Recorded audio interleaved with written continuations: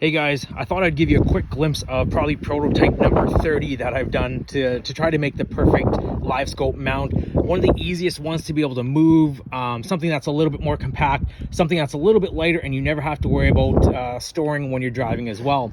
So of course this does attach to the Alumacraft system. I do have to replace those 4 bolts up on top with the flush mount ones like I do have on the bottom, but that I'll do later. And then it has a Scotty quick release mount. So this just clips in like that. Of course, this will have to get tightened. Kind of hard to do with one hand, so it may take me a little bit. Now, there is something really unique with this this mount. One, it is made of polycarb, so it is super tough. This thing is not going anywhere. There is not a lot of flex to this. This is really tough. Now, by far, my favorite thing is the stow and go. So of course you have your transducer down, and let's say you want to quickly leave. Instead of having to undo the ram mount, pull it aside, this Scotty mount does have a quick release. I can just push it like this, turn it, click it in, and that's it. It is stable, it's not going to bounce around, and that's going to store it for when you're driving. Now of course when you get to your spot, you also don't want to waste time putting your transducer back.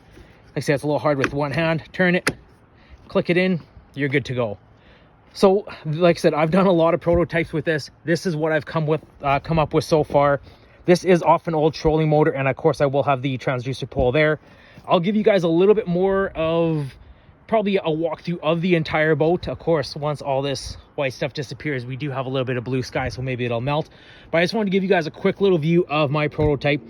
Feel free to give me some comments below on what you think could be improved as well. I know there's a whole bunch of different companies, but nothing's better than trying to make it yourself and customize it to what you need. But like I said, with that mount done, stow and go, you're ready to go on the water as well. So yeah, I couldn't be any more happy with this. There may be a little bit of tweaking, but like I say, leave comments below if you have any other suggestions, and I'll see what I can do.